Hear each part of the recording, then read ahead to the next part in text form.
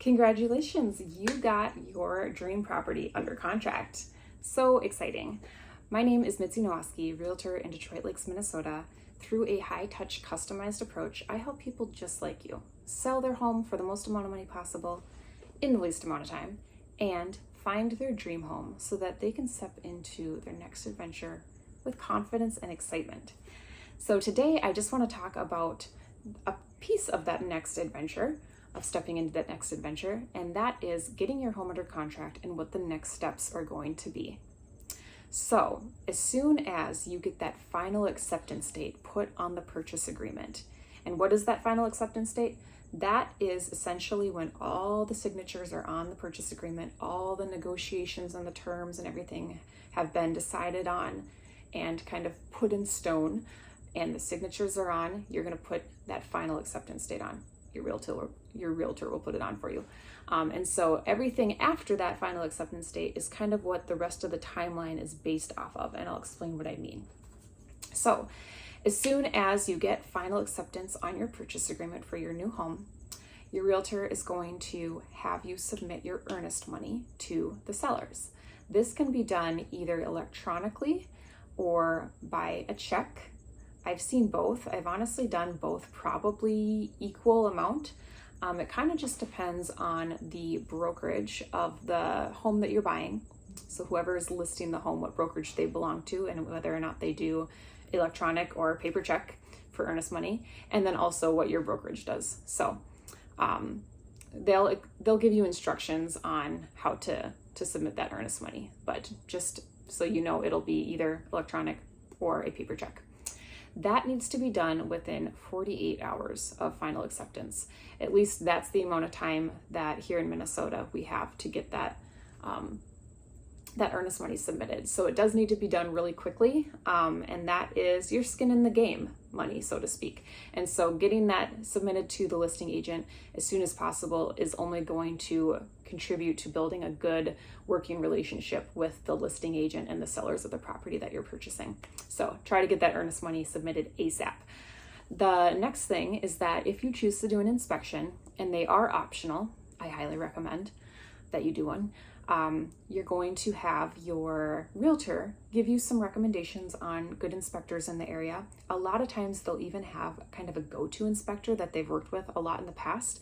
See who this person is for them and see if you can get on their schedule. A lot of inspectors, especially in the busy time of the year, get booked out 2, 3, 4 weeks at a time. And so they might not be able to get your inspection completed within your inspection period, which, depending on how you wrote up your contract, could be 5 days, it could be 10 days, it could be 15 days. So the most important thing is to get on somebody's schedule as quickly as possible. Hopefully it's a good inspector that either you know and trust or your realtor highly recommends and has worked with in the past. And so get that inspection scheduled. You're going to have to probably work around the sellers of the home schedule too. If the home is not vacant, you'll probably have to make sure that, whatever time you set that up for, the sellers are able to have the inspection take place at that time. The realtor is going to be able to unlock the door, all of that. Hopefully your realtor is taking care of these details. They should be. I think it's easier if they do. But at the very least, make sure there's a lot of communication around this piece, because there is such a tight timeline on it, and it's important to get this done, get it done correctly, and get it done on time.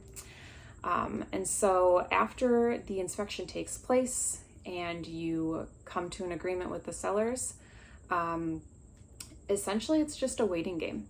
And it's a waiting game all the way until close. You're going to get a lot of phone calls from your lender. They're going to ask for different documents. They'll probably ask you kind of weird random questions about why did you make this transfer on this date, and there's all sorts of things that they have to do to essentially justify their investment in the home that you're purchasing and you as the borrower. So make sure you get the information to them that they're requesting as soon as you possibly can.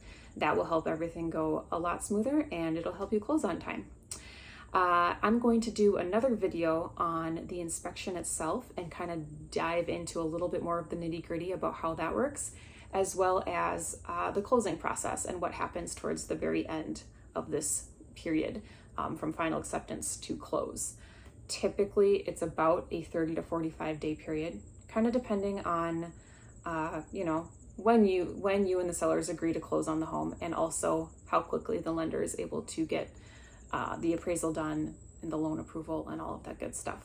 So if you have any questions about anything I just talked about, or any ideas for other videos that will help kind of fill in those gaps so that you can be educated about the real estate process, the buying process, the whole transaction from start to finish, please comment below and let me know what your questions are. And next, make sure you check out my video on the inspection, and I will go into a little bit more detail about how all of that works. All right, thank you so much for watching.